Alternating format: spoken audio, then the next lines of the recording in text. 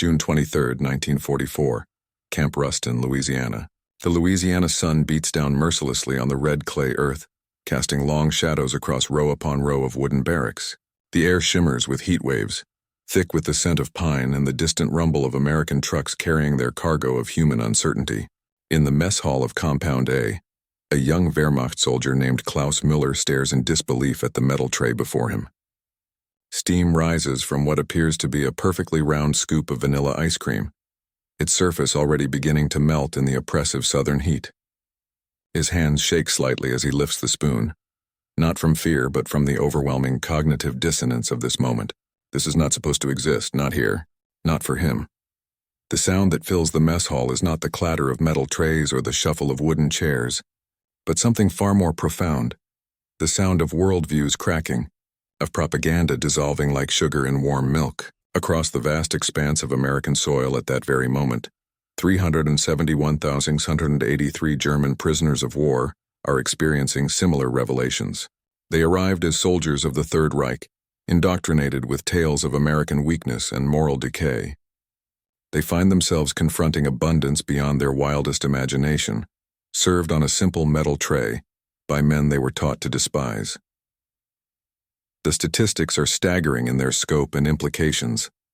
By May 1945, America would house 425,171 prisoners of war across 175 main camps and 511 branch camps scattered from Louisiana's bayous to Colorado's mountains. But numbers alone cannot capture the psychological earthquake that occurred within these camps. Measured not in dollars spent or calories consumed, but in the quiet moments when certainty gave way to doubt. When ideology met ice cream and found itself wanting. Klaus had been captured 3 months earlier during the fierce fighting in the Normandy hedgerows. As part of the 352nd Infantry Division, he had witnessed firsthand the relentless machinery of American industrial might, the endless streams of Sherman tanks, the forests of artillery pieces, the sky blackened with bombers whose very existence seemed to mock Germany's promises of inevitable victory. Yet even then, even as he raised his hands in surrender on that muddy French field, he clung to the beliefs that had sustained him through 4 years of war. America was a decadent nation, they had been told, weakened by racial mixing and capitalist excess, propped up only by Jewish manipulation and British cunning. The journey across the Atlantic had done little to dispel these notions. Packed into the hold of a Liberty ship with hundreds of other prisoners, seasick and disoriented, Klaus could focus only on survival. The American guards spoke little German, and their interactions remained strictly functional. It was not until he stepped off the train at Camp Ruston that the first cracks in his ideological armor began to show. The camp itself was larger than any military installation he had seen in Germany, yet it was just one of dozens scattered across the American landscape. The sheer scale suggested resources that Nazi propaganda had never adequately explained. But it was the small things that proved most unsettling. The guards carried themselves with a casual confidence that spoke of deep reserves of strength. Their uniforms were well made, their equipment modern and plentiful. When Klaus was processed into the camp, he noticed that even the clerical staff, enlisted men of no particular importance, wore watches on their wrists. In Germany, such timepieces had become increasingly rare as the war progressed, reserved for officers or melted down for the war effort. Here they seemed as common as buttons. The first meal had been a revelation in itself.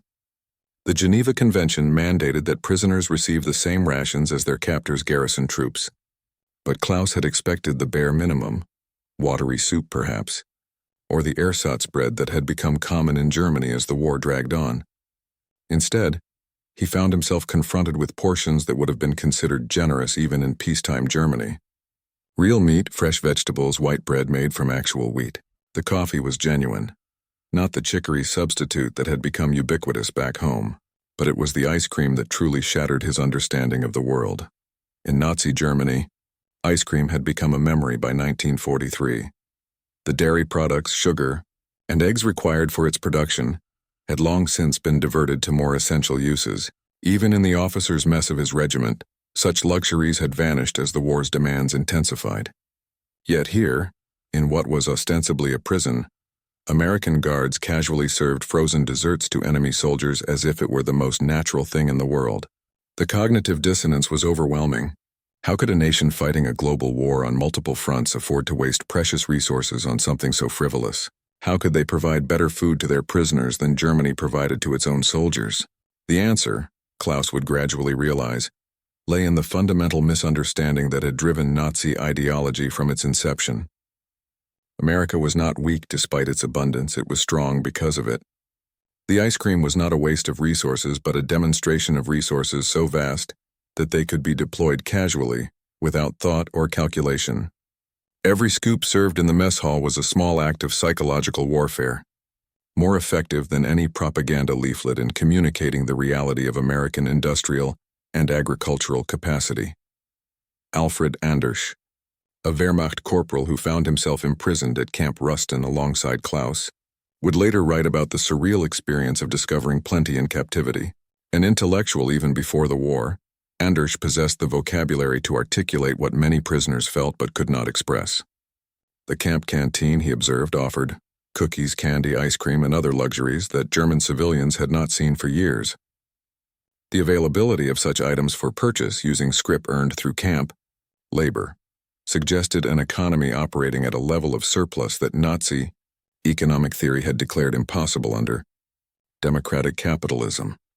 But the ice cream represented more than mere abundance. It symbolized a philosophical gulf that went to the heart of competing visions of human nature and social organization. In the Nazi worldview, sacrifice and hardship were not merely necessary evils, but positive goods that forged character and national strength. The Spartan ideal was held up as the highest form of human development, with comfort and pleasure viewed as corrupting influences that weakened both individual resolve and collective purpose. Ice cream, by this logic, represented everything wrong with American society: frivolous, self-indulgent, symptomatic of a people grown soft and weak through easy living. Yet here were these same allegedly weakened Americans, serving ice cream to their enemies while simultaneously prosecuting the most complex military campaign in human history. They were building ships faster than German U-boats could sink them, producing aircraft in numbers that defied comprehension, and maintaining supply lines that stretched across 2 oceans. The contradiction was impossible to ignore for anyone with eyes to see and a mind capable of basic arithmetic. Klaus began to pay attention to details he had previously dismissed. The American guards rotated regularly, replaced by fresh troops who showed no signs of war weariness or resource shortage. Their weapons were standardized and well maintained, unlike the increasingly desperate hodgepodge of equipment that had characterized German forces in the war's final years. The vehicles that serviced the camp were numerous and modern, showing none of the mechanical failures that had plagued German logistics. Even the camp's infrastructure spoke of a nation with resources to spare: electric lighting, running water, proper sanitation, all provided as a matter of course rather than hard-won luxuries. The psychological impact of this realization varied among the prisoners. Some, deeply committed to Nazi ideology, dismissed the evidence before their eyes as temporary aberrations or clever deceptions designed to break their morale. They whispered among themselves that the Americans were bankrupting themselves to create false impressions, that the abundance was concentrated in a few showcase camps while the rest of the country suffered in poverty. These true believers organized themselves into informal hierarchies within the camps, enforcing Nazi discipline and threatening those who showed signs of wavering loyalty.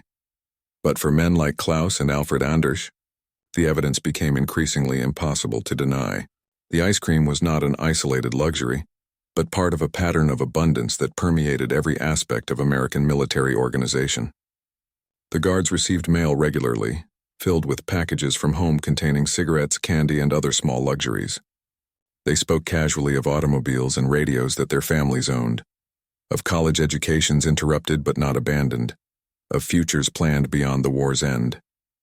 Their conversations revealed a society that had not merely survived the transition to wartime production, but had prospered through it. Klaus found himself drawn to these conversations, his university training in English allowing him to understand more than many of his fellow prisoners. He learned that American agricultural production had actually increased during the war years, despite millions of young men being drafted into military service. Industrial production had reached levels that would have seemed fantastic to pre-war economists. The nation was not merely feeding and equipping its own massive military forces, but also providing substantial aid to Britain, the Soviet Union, and other allies. The Lend-Lease program alone involved transfers of materials and equipment that dwarfed Germany's entire industrial output. The mathematics were undeniable, yet they flew in the face of everything Klaus had been taught about the nature of democratic societies. According to Nazi theory, democracies were inherently unstable and inefficient, paralyzed by debate and weakened by the pursuit of individual interests at the expense of collective goals. Capitalist economies were supposedly driven by short-term profit-seeking that prevented the kind of long-term planning necessary for sustained military production. Yet the evidence suggested exactly the opposite. A democratic, capitalist system had proven more capable of mobilizing and sustaining resources for total war than the supposedly superior authoritarian alternative. The ice cream became a symbol of this broader revelation, its cold sweetness carrying the weight of ideological collapse. Each spoonful represented not just dairy products and sugar, but the failure of an entire worldview to accurately describe reality. Klaus began to understand that the abundance was not incidental to American strength, but fundamental to it. A society capable of producing ice cream for prisoners of war was a society with resources so vast that they could be deployed without careful calculation, a luxury that Germany had never possessed even at the height of its power. This understanding was reinforced by the camp's other amenities. The prisoners could purchase Coca-Cola from vending machines, another luxury that had vanished from Germany early in the war. The soft drink, with its distinctive taste and effervescent bubbles, became another symbol of American abundance. Klaus learned that the Coca-Cola Company had constructed bottling plants specifically to serve military bases around the world, ensuring that American soldiers could enjoy their familiar beverage regardless of geographic location. The logistics required for such an operation were staggering: dedicated shipping capacity, specialized equipment, trained personnel, all deployed in service of what was essentially a morale-boosting luxury. Yet this was precisely the point. America could afford to waste resources on morale because it had resources to waste. The psychological impact on enemy prisoners was merely a secondary benefit of a system that prioritized the comfort and welfare of its own forces. Klaus began to realize that this represented a fundamental difference in how the two societies approached the relationship between leadership and citizens. In Nazi Germany, sacrifice was demanded from the bottom up, with ordinary citizens expected to endure hardships so that the state could pursue its goals. In America, the state seemed to exist primarily to ensure that its citizens could pursue their individual goals, including something as simple as enjoying a cold drink on a hot day. The transformation of Klaus's worldview was not immediate or complete. Years of indoctrination could not be undone by ice cream alone, no matter how symbolically powerful. But the cracks in his ideological certainty continued to widen as the months passed. He observed American democracy in action through the camp's administrative procedures, which involved extensive documentation, appeals processes, and adherence to international law even when dealing with enemy prisoners. He saw American efficiency in the camp's organization, which managed to house, feed, and employ thousands of prisoners with minimal friction or waste. Most importantly, he began to understand the connection between American abundance and American values. The ice cream was not produced despite the war, but because of the kind of society that America represented. One that measured success not by the magnitude of suffering it could inflict or endure, but by the quality of life it could provide for its people. The prisoners were fed well not because Americans were weak or sentimental, but because well-fed prisoners were more productive workers and posed fewer security risks. The calculation was practical rather than ideological, but it reflected a fundamentally different understanding of human nature and social organization. As 1944 turned to 1945, and news of Germany's deteriorating military situation filtered into the camps, Klaus found himself facing a future he had never imagined. The Third Reich that had promised to last 1,000 years was crumbling after barely 12.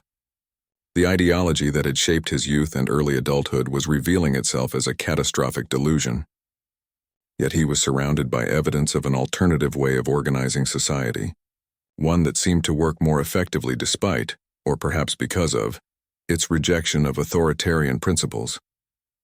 The other prisoners were experiencing similar transformations, though not all in the same direction. Some doubled down on their Nazi beliefs, interpreting Germany's defeat as proof of international conspiracy rather than ideological failure. These men would return to Germany after the war still committed to the ideas that had brought their nation to ruin.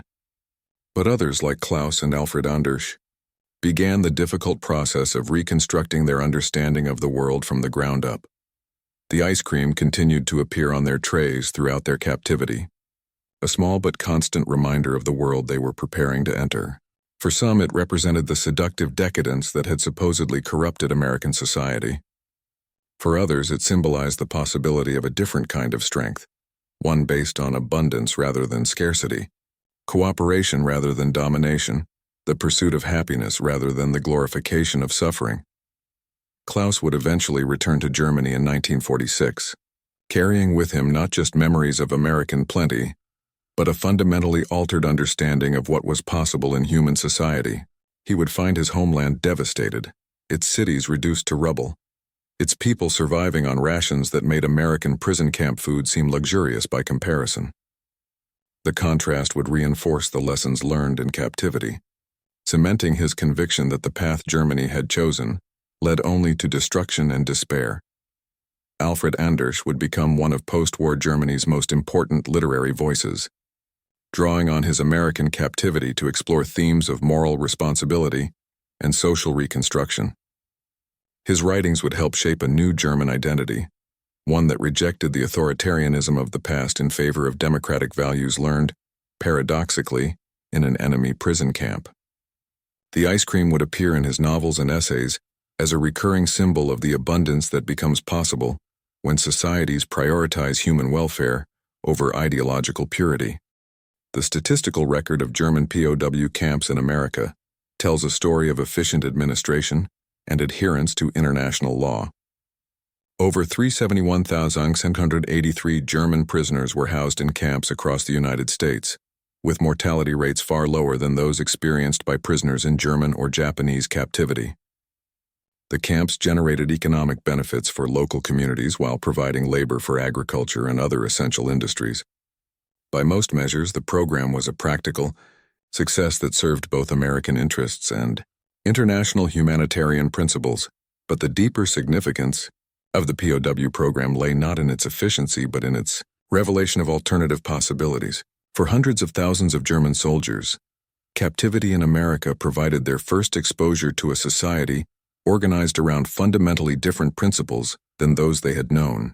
The ice cream served in camp mess halls was more than a dessert. It was a small but powerful demonstration of what became possible when abundance rather than scarcity shaped social policy, when cooperation rather than domination guided international relations, when human dignity rather than racial hierarchy determined individual worth.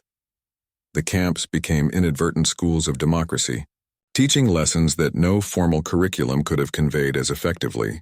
The prisoners learned about American society not through propaganda or indoctrination, but through daily experience of its assumptions and values. They observed the casual equality between officers and enlisted men, the matter-of-fact efficiency of administrative procedures, the taken-for-granted abundance that made luxuries like ice cream possible even for enemy prisoners. These lessons would prove crucial to Germany's post-war reconstruction. Many former POWs would return home as advocates for democratic reform, having seen firsthand that alternatives to authoritarianism were not only possible, but more effective. They would help build a new Germany based on principles learned in American captivity, principles symbolized by something as simple as vanilla ice cream served on a metal tray in the Louisiana heat. The transformation was not universal or immediate. Many former prisoners would struggle to reconcile their wartime experiences with their pre-war beliefs.